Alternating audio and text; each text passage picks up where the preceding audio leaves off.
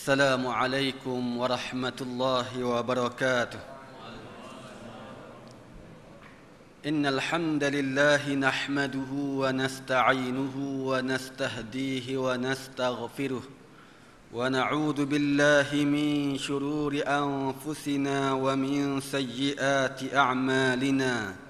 من يهده الله فلا مضل له ومن يضلله فلا هادي له. أشهد أن لا إله إلا الله وأن محمدا عبده ورسوله. اللهم صل على محمد وعلى آل محمد. اللهم أرنا الحق حقا وارزقنا اتباعه وأرنا الباطل باطلا وارزقنا اجتنابه. أما بعد. Muslimin dan muslimat, tuan-tuan dan puan-puan yang dirahmati Allah sekalian. Dalam pertemuan yang lalu kita telah melihat berkaitan dengan peperangan Hunain yang dilalui oleh Rasulullah sallallahu alaihi wasallam bersama-sama dengan para sahabat setelah berlakunya peristiwa pembukaan kota Mekah. Peperangan ini walaupun asalnya dilihat seolah-olah tentera Islam akan kalah di dalam peperangan tersebut, walau bagaimanapun dengan pertolongan Allah Azza wa Jal, Allah telah memberikan kemenangan kepada agamanya, kepada Rasulullah dan para sahabat. Tuan-tuan yang dirahmati Allah, kita telah mengambil pengajaran dan iktibar di sebalik daripada peristiwa peperangan Hunain itu. Seterusnya pada malam ni kita akan melihat pula peperangan yang dilalui oleh baginda sallallahu alaihi wasallam, juga peperangan yang berlaku setelah berlakunya Fathu Makkah, ialah peperangan Tabuk. Ghazwatul Tabuk dinamakan juga dengan Ghazwatul Usrah, iaitu peperangan yang susah. Ia berlaku pada bulan Rajab tahun ke-9 Hijrah. Tabuk ialah nama sebuah tempat yang terletak di antara Wadil Qura di bumi Hijaz dengan Syam. Tuan-tuan, peperangan yang kita nak tengok pada malam ini untuk kita ambil pengajaran di sebalik daripadanya ialah peperangan Tabuk, yang mana Tabuk ini adalah nama tempat di antara bumi Hijaz dengan Syam, iaitu di mana ia dikenali sebagai, iaitu di antara Wadil Qura dengan Syam, yang juga ia dikenali sebagai peperangan Al-Usrah. Al-Usrah dengan maksud peperangan yang susah. Susah kerana nanti kita akan lihat bagaimana peperangan ini berlaku di musim panas, yang mana peperangan kebiasaannya tidak dibuat dan tak berlaku dalam musim tersebut, kerana kesusahan dan kepayahan di samping panas itu menyebabkan lebih ramai ataupun kebiasaannya orang-orang Arab akan berada di dalam rumah sahaja, berada di negeri masing-masing sahaja, kerana untuk berehat dalam berhadapan dengan suasana musim yang panas tersebut. Tuan-tuan yang dirahmati Allah, sebab peperangan ini ialah Rom telah mengumpul angkatan tentera yang ramai di Syam, termasuk daripada kabilah Lakham, Juzam, Amilah dan Ghassan, yang merupakan kaum Arab beragama Nasrani. Tujuan Maharaja Rom Herakles mengumpulkan anggota tentera tersebut adalah untuk menyerang Madinah dan menghapuskan negara yang baru terbina di semenanjung tanah Arab tersebut. Berita-berita tentang Madinah serta siri kemenangannya menimbulkan kebimbangan dan ketakutan kepada beliau. Jadi tuan-tuan, apabila Rasulullah sallallahu alaihi wasallam berjaya membuka kota Mekah dan kemudian dalam siri-siri peperangan sebelum ini, peperangan Hunain, peperangan Ahzab, peperangan yang berlaku di antara Rasulullah dengan musyrikin Mekah, maka kemenangan yang dicapai oleh Rasulullah dan para sahabat itu telah sampai ke pengetahuan Herakles, pemerintah agung Empire Rom pada waktu tersebut. Justru itu, ia sudah pasti menimbulkan kebimbangan pada Raja Herakles ini untuk menyekat kebangkitan agama Allah, tersebarnya ajaran Islam ini. Maka Herakles telah mengumpulkan bala tentera untuk menyerang bumi Madinah dan seterusnya menghapuskan agama Allah Azza wa Jal di atas muka bumi ini. Rasulullah sallallahu alaihi wasallam mengajak orang ramai untuk keluar berperang. Waktu itu merupakan waktu yang amat susah dan panas. Orang-orang mukmin yang jujur menyahut seruan tersebut dengan rela hati. Namun terdapat 3 orang yang tidak menyertai angkatan tentera, padahal mereka merupakan golongan yang beriman yang jujur.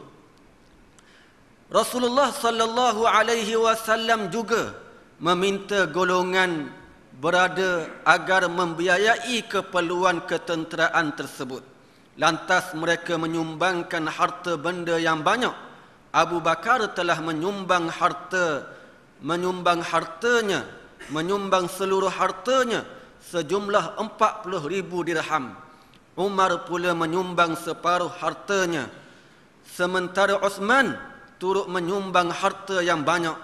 Beliau telah mempersiapkan 1/3 keperluan tentera Islam. Hinggalah Rasulullah sallallahu alaihi wasallam mendoakan untuk beliau dengan sabdanya, selepas hari ini apa yang dilakukan oleh Uthman tidak akan memudaratkannya lagi. Tuan-tuan yang dirahmati Allah, kita melihat bagaimana peperangan ini lain daripada peperangan-peperangan yang sebelum ini yang dihadapi oleh Rasulullah dan para sahabat. Peperangan kali ini peperangan yang sangat sukar dan susah. Sebagaimana yang saya sebutkan tadi, susah dan payahnya peperangan kali ini adalah kerana ia berlaku di musim panas, di mana musim panas ini jarang berlakunya peperangan. Oleh kerana itu, dalam hal inilah akhirnya kerana melihat kesukaran dan kesusahan peperangan tersebut, Rasulullah sallallahu alaihi wasallam telah memberitahu kepada para sahabat tentang tempat tuju yang bakal mereka akan pergi, medan peperangan yang bakal mereka lalui. Kebiasaannya Rasulullah tak memberitahu kepada para sahabat ke mana dan di mana peperangan akan berlaku.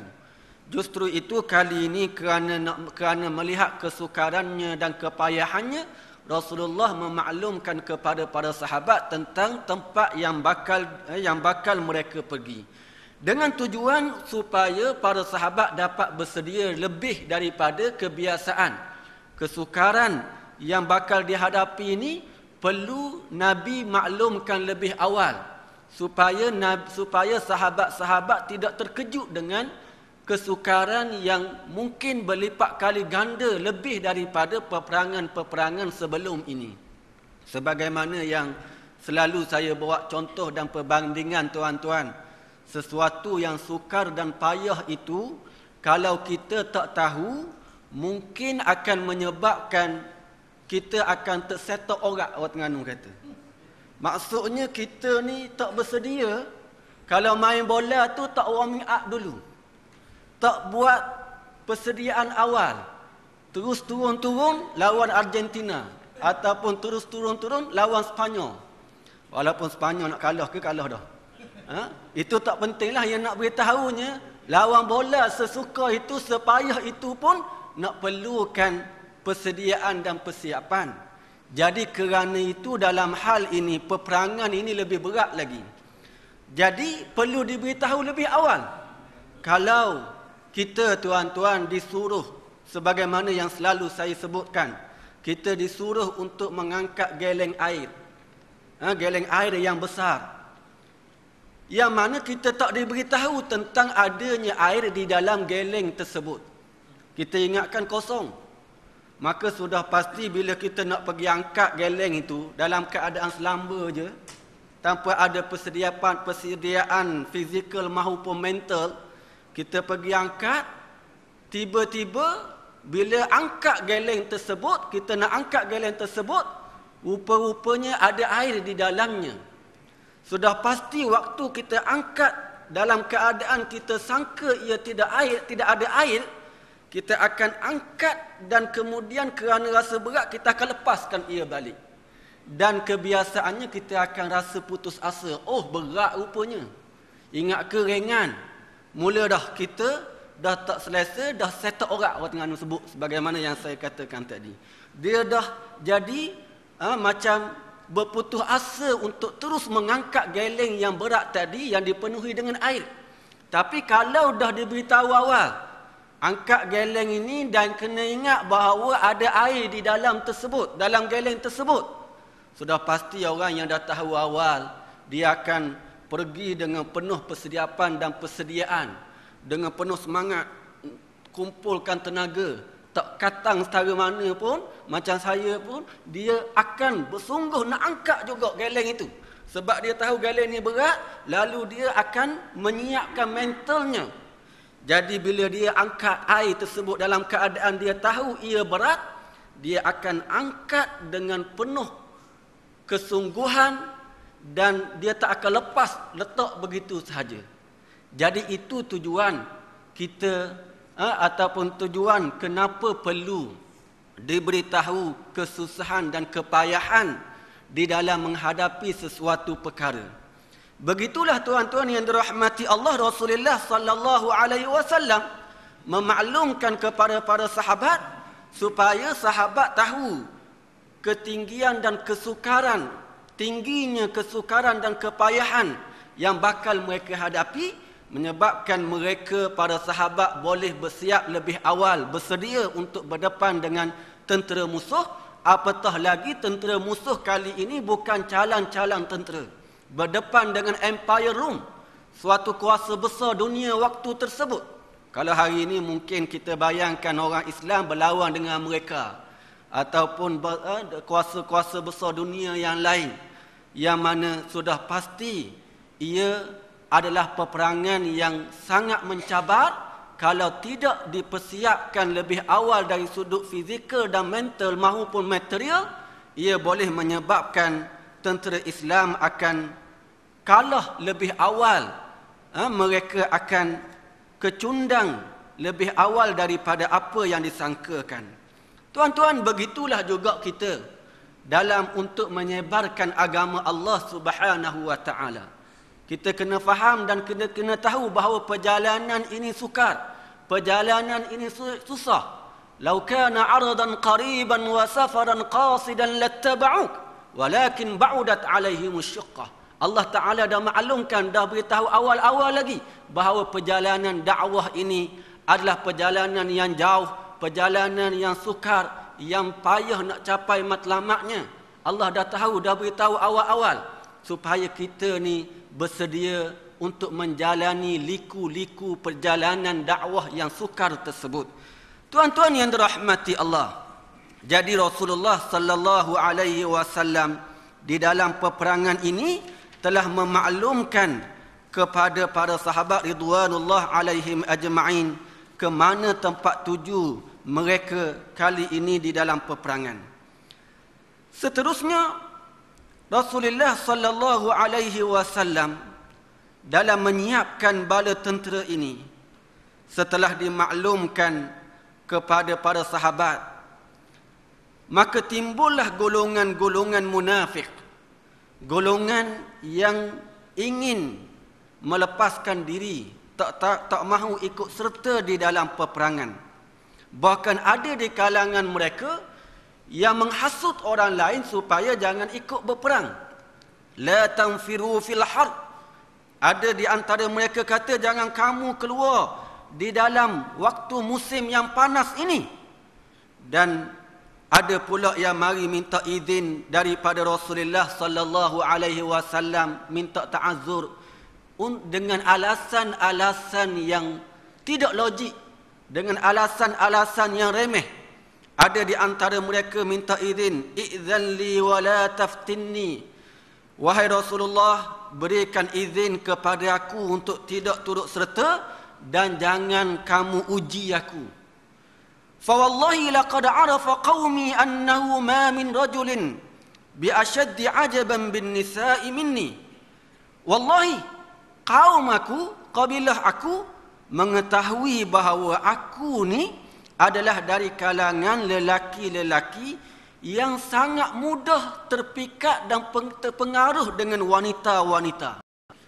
Aku ni bimbang kalau aku melihat wanita-wanita Banil Asfar, iaitu wanita-wanita yang berkulit kuning, yang berkulit cantik.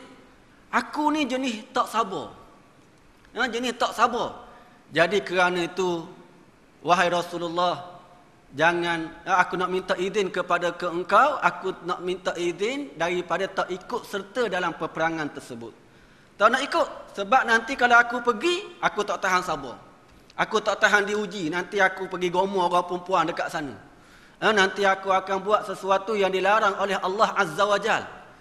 Jadi tuan-tuan, kita lihat di sini alasan yang diberikan secara umum adalah terlalu remeh, ataupun dengan perkataan yang lain, alasan yang direka-reka untuk meminta izin daripada Rasulullah sallallahu alaihi wasallam bagi tidak mengikuti peperangan yang bakal berlaku. Jadi ini golongan munafikin. Golongan munafikin, mereka begitulah sifatnya. Sukar dan payah untuk melaksanakan perintah Allah Azza wa Jal. Sukar dan payah untuk melakukan ajaran agama Allah Azza wa Jal. Peperangan ini sukar, peperangan itu payah. Maka kerana itu mereka tak mahu turut serta, sebab mereka tahu, sebab mereka ini hakikatnya tak beriman kepada Allah, tak beriman kepada Rasulullah sallallahu alaihi wasallam. Apabila tak percaya kepada Allah, tak percaya kepada Rasul, apa gunanya mereka nak pergi berperang? Apa gunanya mereka nak menempah kesusahan dan kepayahan? Justru itu mereka tidak mahu ikut serta, dan kerana itulah mereka reka alasan untuk tidak melaksanakan perintah Allah untuk berperang di medan bersama-sama dengan Rasulullah sallallahu alaihi wasallam. Jadi tuan-tuan, sifat ini kita kena ambil sebagai pengajaran agar ia tidak berlaku kepada diri kita. Jangan sampai kita sengaja mencari alasan yang remeh, alasan yang terlalu kalau difikirkan secara logiknya ia tak logik, untuk kita jadikan ia sebagai alasan bagi kita tidak melaksanakan perintah Allah Azza wa Jal. Ada orang yang apabila diperintahkan untuk berpuasa sebagai contoh, ada alasan yang diberikan. Alasannya kerana sakit itu, sakit ini, sedangkan sakit itu pun sakit itu tak berat sangat. Ada orang yang disuruh untuk supaya dia bersembahyang berjemaah. Alasan balik kerja lambat, alasan letih bekerja, nak mari ke surau payah dan sebagainya. Alasan-alasan yang direka-reka. Bimbang takut tuan-tuan yang dirahmati Allah, penyakit yang ada pada golongan munafikin di zaman Rasulullah sallallahu alaihi wasallam itu telah ada dalam diri kita.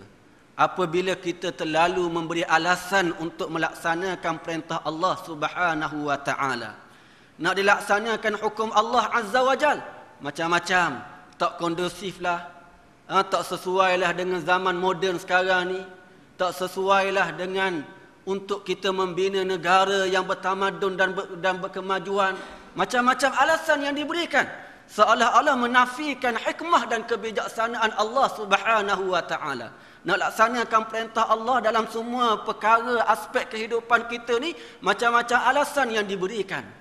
Kadang-kadang yang peliknya, yang beri alasan ni yang mengaji agama, yang orang panggil ustaz, yang orang panggil ulama.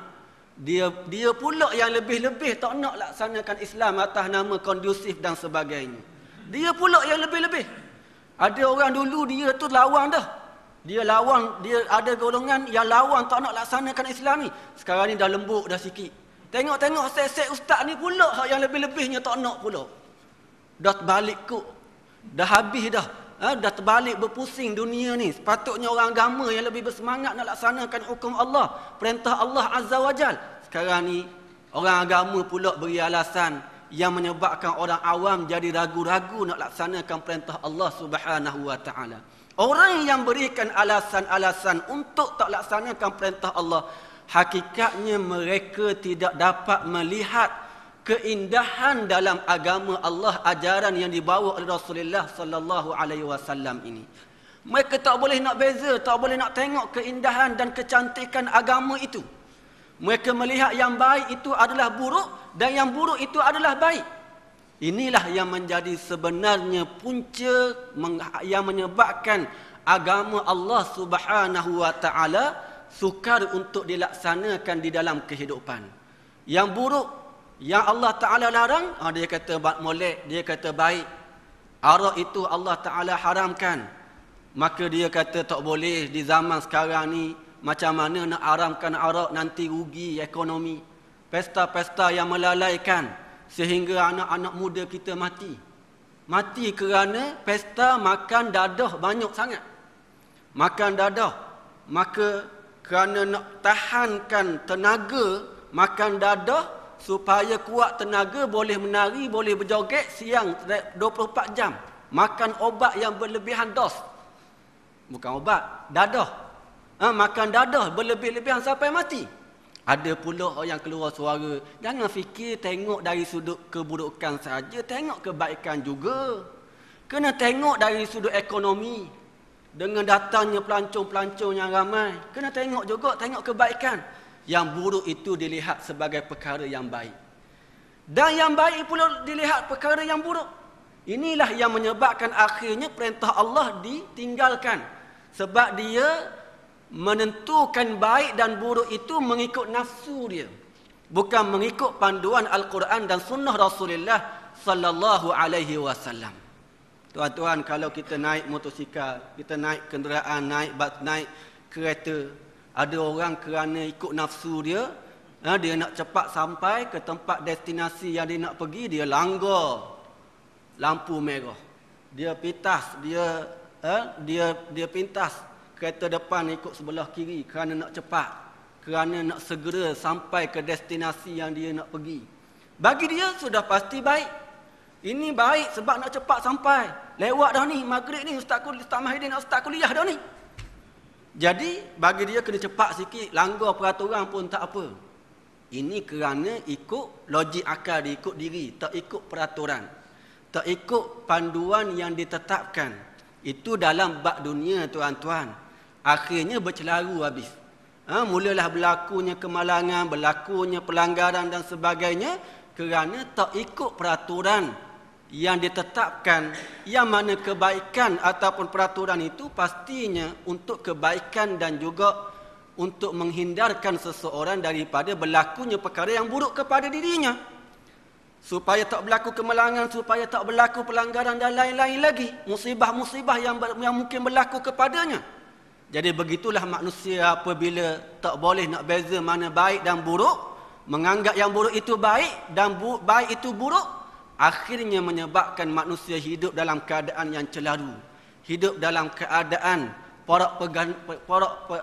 dalam keadaan yang teruk, dalam keadaan jenayah yang meningkat, dalam keadaan suasana yang menakutkan, keselamatan yang tak terjamin kerana meninggalkan perintah Allah Azza wa Jal di dalam kehidupan.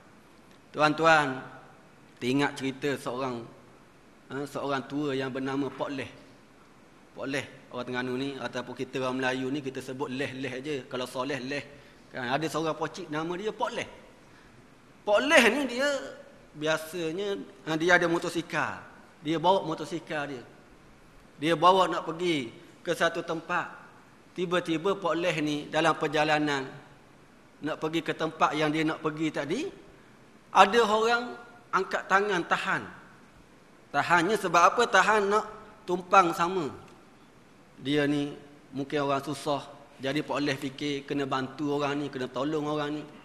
Mungkin dia ni dalam keadaan nak cepat, tak ada kenderaan nak tumpang, maka Pak Oleh pun kerana baik hati dia, tumpangkanlah orang yang tahan motosikal dia tadi. Lalu dia pun bawa motosikal dengan menumpangkan kawan ataupun orang yang tahan motosikal dia tadi, dia bawa. Lalu dia bawa, tiba-tiba ada pula seorang lagi tahan motosikal sekali lagi. Ada orang lain pula tahan. Tahan. Nak tumpang ni. Tengok macam susah je dia ni. Tengok macam dalam keadaan kecemasan je dia ni. Dalam keadaan payah je dia ni. Pak Oleh kata, siang pula. Nak macam mana? Aku kena tolong jugalah dia. Kena bantu dia. Akhirnya Pak Oleh bagi naik lah. Walaupun dah ada orang belakang seorang ni.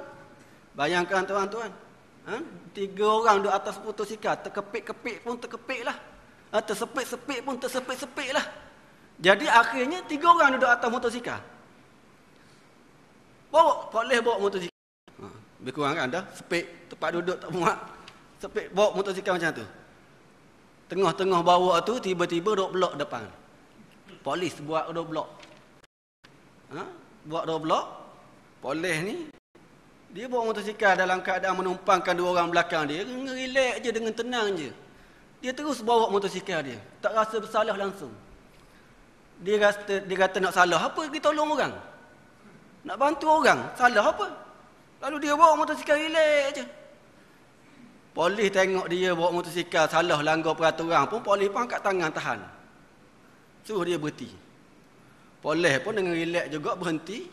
Lalu beritahu kepada polis tu, tuan, minta maaf lah. Tak muat dah. 2 orang dah belakang saya. Minta maaf lah, tak muat dah. Polis nak naik sama tak boleh. Dia ingat ke polis tahan dia tu nak tumpang sama naik motosikal dia. Ini tuan-tuan terlalu berfikiran positif sehingga yang buruk tu pun dianggap baik. Ini masalah. Sebab itu tuan-tuan, kita kena ingat bahawa peraturan yang Allah Ta'ala tetapkan adalah untuk kebaikan kita. Untuk kita mendapat manfaat daripada Allah Azza wa Jal. Jangan sangka bahawa dengan akal kita, nafsu kita sudah boleh menentukan sama ada ia baik ataupun buruk, sedangkan pada sisi Allah Subhanahu wa Ta'ala tidak demikian. Jadi golongan munafikin yang mencari alasan untuk tidak turut serta berperang, hakikatnya tak boleh nak beza tadilah mana baik dan mana buruk. Hakikatnya kerana mencampur adukkan di antara baik dan buruk tersebut. Allah Ta'ala menceritakan di dalam Al-Quran, farihal mukhallafuna bimaq'adihim khilaf Rasulillah wa karihu an yujahidu bi amwalihim wa anfusihim fi sabilillah wa qalu la tanfiru fil har qul naru jahannam ashaddu harra lau kanu yafqahun. Bergembiralah orang-orang yang tidak pergi berperang dalam keadaan duduk di Madinah sepeninggalan Rasulullah sallallahu alaihi wasallam. Mereka benci untuk berjihad dengan harta mereka dan juga diri-diri mereka di atas jalan Allah. Lalu mereka berkata, jangan kamu pergi berperang di dalam keadaan yang panas, musim yang panas ini. Katakanlah wahai Muhammad, sesungguhnya neraka jahanam Allah itu lebih panas lagi kalau mereka mengetahui. Allah Ta'ala peringatkan mereka bahawa hari akhirat lebih panas lagi yang disediakan oleh Allah neraka bagi orang-orang yang tidak mahu berperang melaksanakan perintah Allah Azza wa Jalla. Bahkan dalam ayat yang lain Allah Ta'ala berfirman, wa minhum man yaqulu dhalli wa la taftinni. Di antara mereka yang berkata, izinkan aku untuk tidak pergi berperang dan jangan engkau menguji aku sehingga aku terjebak dalam fitnah. Ala fil fitnati saqatu wa inna jahannama la muhitatun bil kafirin. Ketahuilah sesungguhnya fitnah itu telah pun mereka jatuh di dalamnya. Mereka takut terlibat dalam perkara fitnah, tidak tahan diuji dengan wanita-wanita yang cantik-cantik di dalam negeri yang bakal mereka hadapi peperangan tersebut. Tapi hakikatnya apabila mereka tak mahu pergi berperang, sebenarnya mereka sudah berada di dalam fitnah, sudah tak tertahan ujian lagi daripada Allah Azza wa Jal apabila mereka tidak mahu pergi berperang.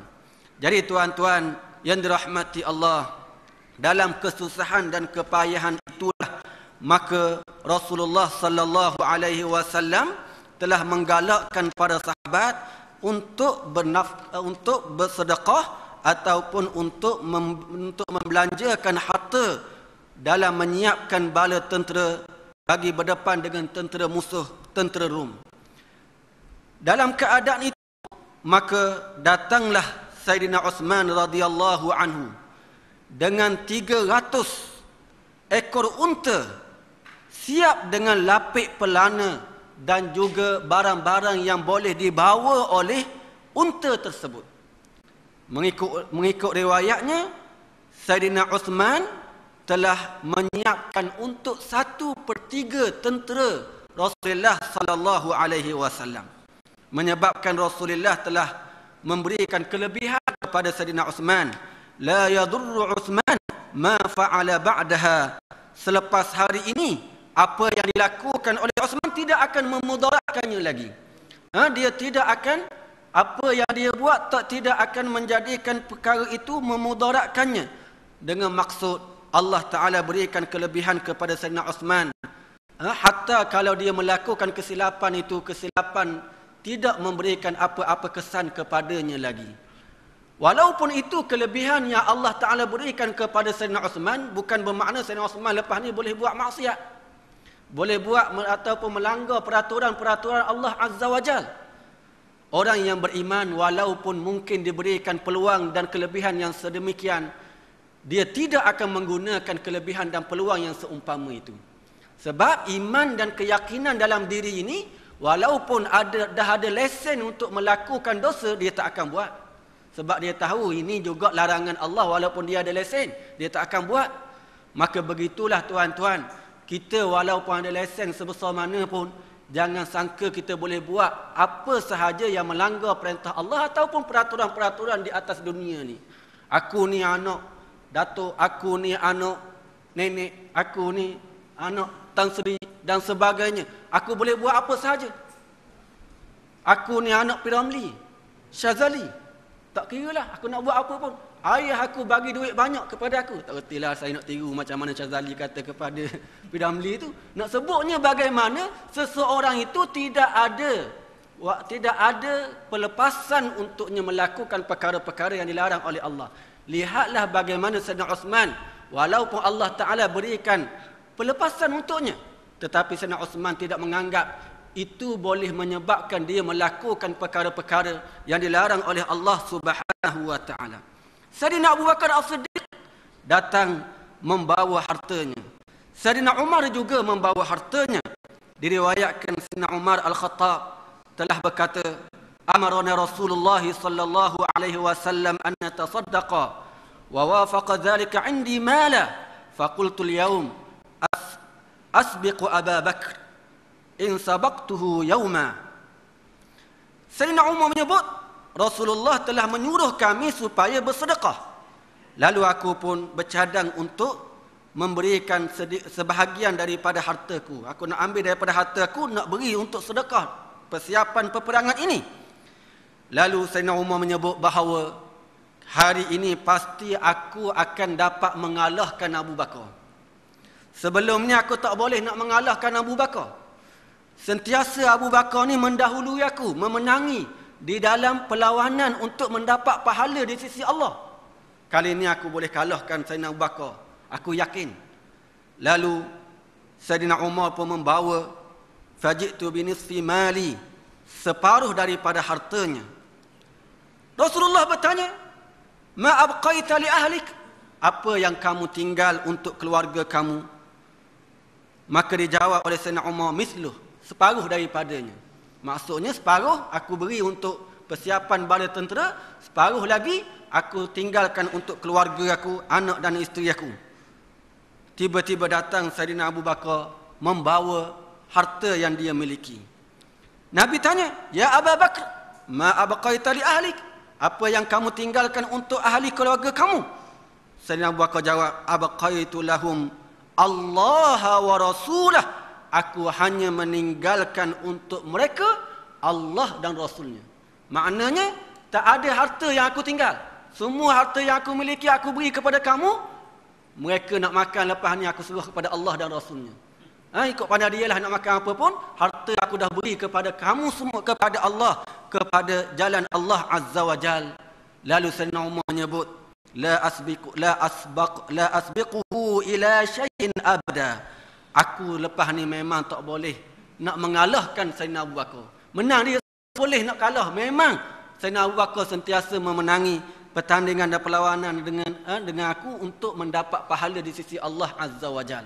Begitulah tuan-tuan yang dirahmati Allah, bagaimana para sahabat mereka berlomba-lomba untuk mendapatkan pahala di sisi Allah, memberikan apa sahaja demi untuk mendapat redha Allah Subhanahu wa taala.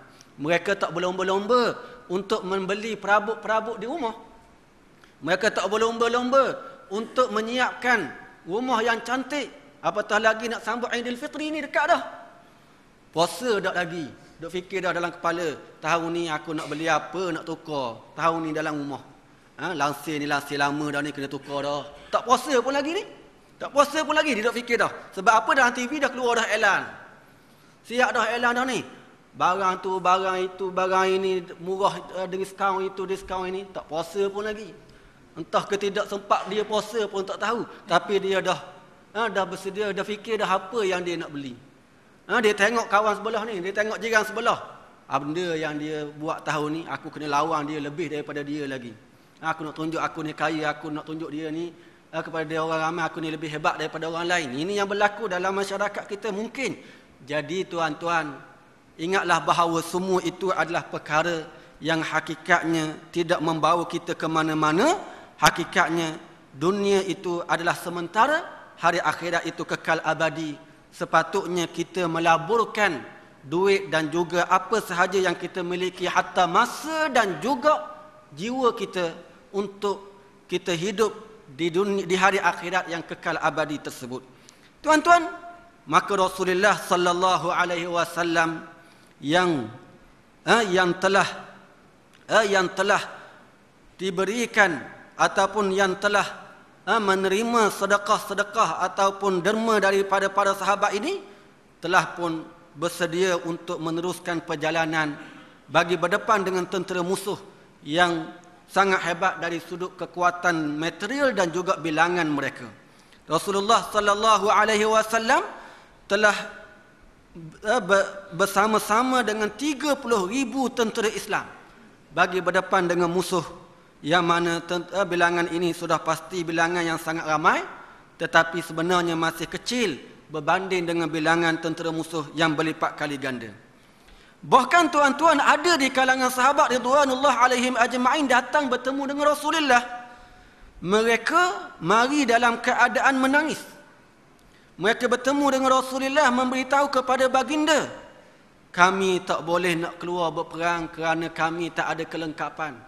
Kami tak bersedia dan kami tak mampu nak menyediakan kelengkapan berperang. Lalu Nabi menyebut, Nabi kata, aku pun tak boleh nak bantu kamu untuk keluar berperang, menyediakan kelengkapan untuk kamu berperang. Maka akhirnya mereka tidak mampu untuk turut serta berperang. Kerana itulah mereka akhirnya menangis, tak mampu turut bersama-sama dengan Rasulullah sallallahu alaihi wasallam. Menangis mereka. Kerana apa? Kerana mereka tak dapat turut bersama-sama dengan Rasulullah sallallahu alaihi wasallam berperang. Ini para sahabat ridwanullah alaihim ajma'in. Kita kalau terlepas orang mari ke rumah, ketuk pintu, tekan loceng, orang mari nak minta derma daripada kita. Bukan tak nak buka juga dalam tandas. Duduk dalam tandas. Nak keluar rumah bukan dia. Dalam keadaan duduk dalam tandas ni tak habis qada hajat lagi. Nak keluar juga ni. Cuma duduk dalam tandas lagi. Akhirnya kerana kita ni lambat keluar, kawan tu pergi rumah sebelah, jiran sebelah. Kita keluar, itai. Wah, mujur aku lambat keluar. Alhamdulillah, mujulah perut aku tadi. Perut aku berona, basuh berok lama sikit. Kalau tak habis duit aku RM5. RM5 je pada. Mujur ke Alhamdulillah. Rasa syukur amat sangat. Syukur pula kepada Allah tu. Dalam keadaan tak buat, laksanakan perintah Allah. Syukur pula kepada Allah. Akhirnya, kita melihat bagaimana yang berlaku ini sudah pasti suatu perkara yang menyedihkan kita. Dan lihatlah bagaimana para sahabat ridwanullah alaihim ajma'in.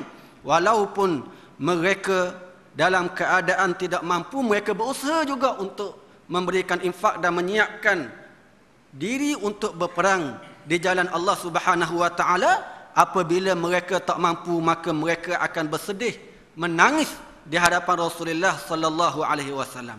Tuan-tuan, apabila Rasulullah bergerak untuk berperang keluar daripada Madinah, tiba-tiba ada 4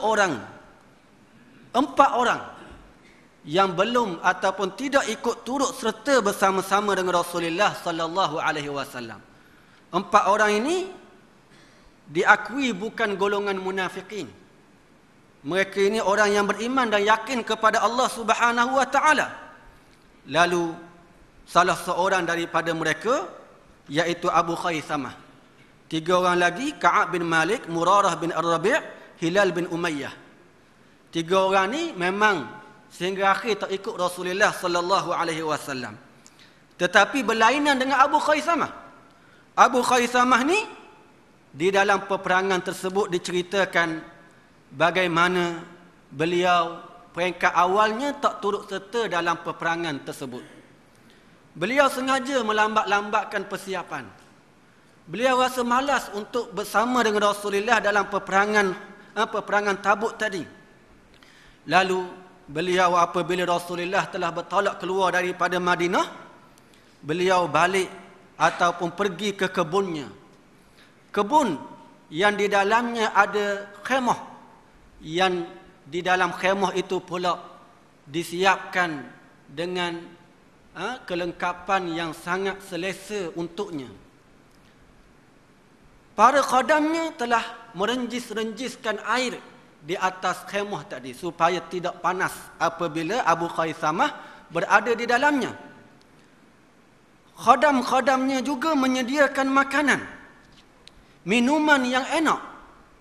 Lalu apabila Abu Khaisamah berdiri untuk masuk ke dalam khemah tersebut, dia mula terfikir, Rasulullah sallallahu alaihi wasallam fi syamsi wal rih wal har, wa Abu Khaisamah fi dhillin baridin wa ta'am muhayya wa imra'atun husana fi malihi muqim.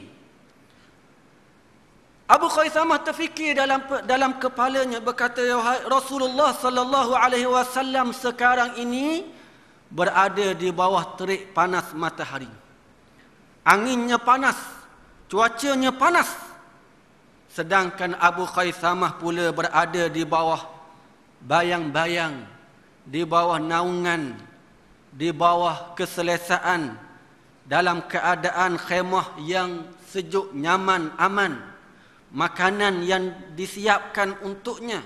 Perempuan-perempuan yang cantik yang ada di dalam khemah tersebut sedang menunggunya. Aku dalam keadaan selesa macam ni, sedangkan Rasulullah berada di bawah panas matahari. Lalu Abu Khaisamah kata, tak patut. Aku tak patut berada dalam keadaan begini. Rasulullah dalam keadaan kepayahan, aku pula dalam keadaan kesenangan.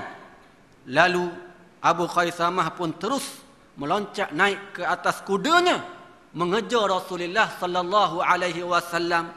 Dalam perjalanan hendak sampai kepada tentera Rasulullah tadi, orang ramai melihat seseorang yang sedang menunggang kuda dalam keadaan debu-debu naik ke langit.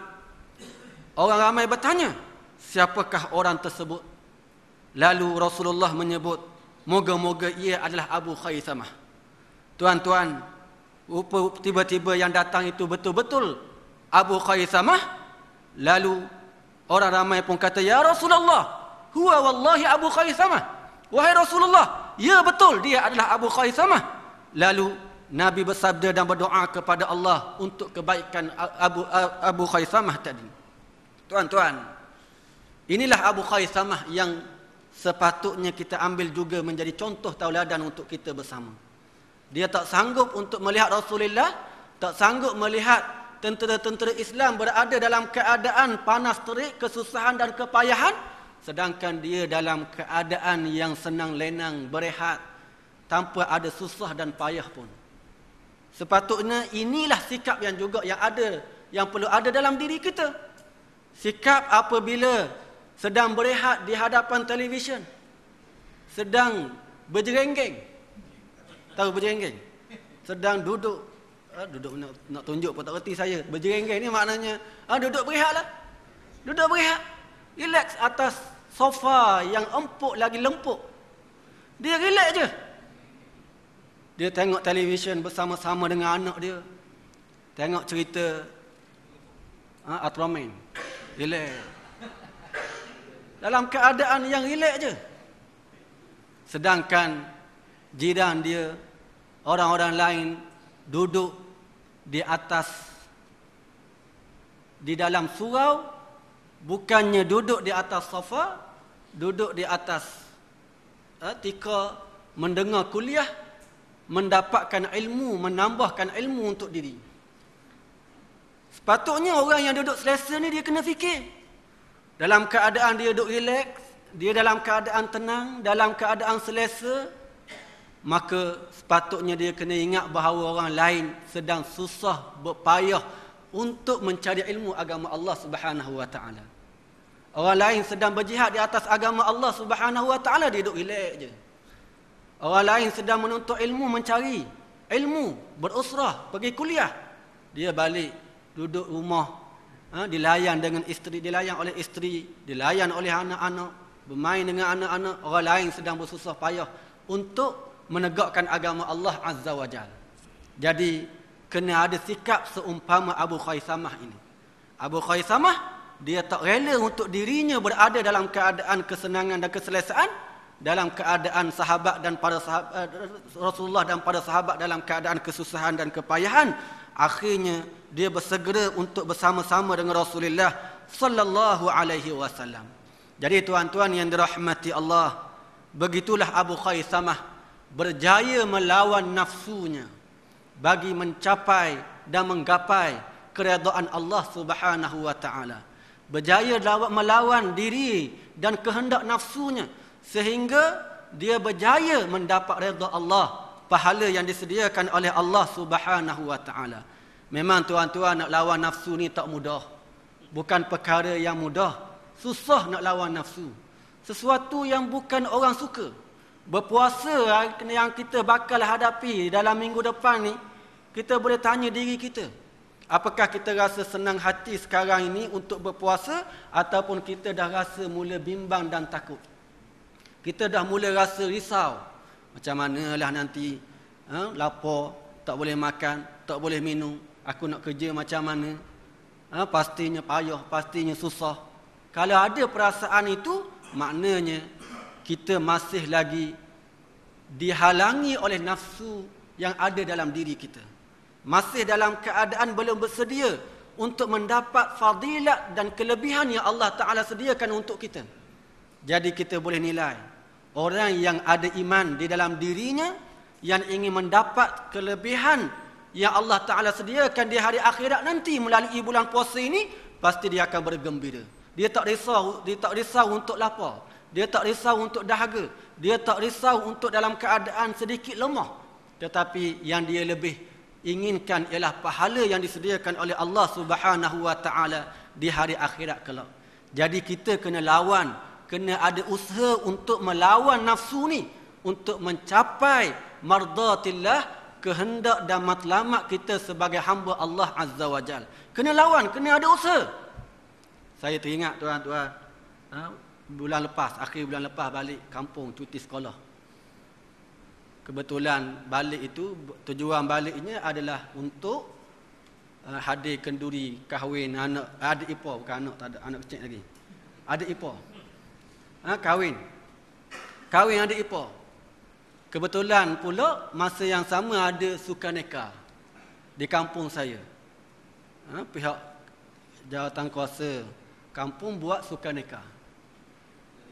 Banyaklah pertandingan yang dibuat untuk bersukaneka ni. Ada yang tarik talinya, ada yang tiup belonnya, ada yang berebut kerusinya. Salah satu daripada pertandingan yang dibuat ialah memanjat pokok pinang. Pokok pinang, tahu pokok pinang? Pokok pinang, tinggi kan. Dia kerak atas tu. Lepas tu dia kerak jugalah bawah, ambil dan tanam. Dia tapak pertandingan sukaneka tadi. Tapak sukaneka. Kemudian diletakkan, kalau tak silap saya, dia letak mentega ke apa. Tapi yang jenis licin lah. Pelincir, kita sebut pelincir. Tak kira lah apa jenis pun. Minyak petrol ke, minyak diesel ke.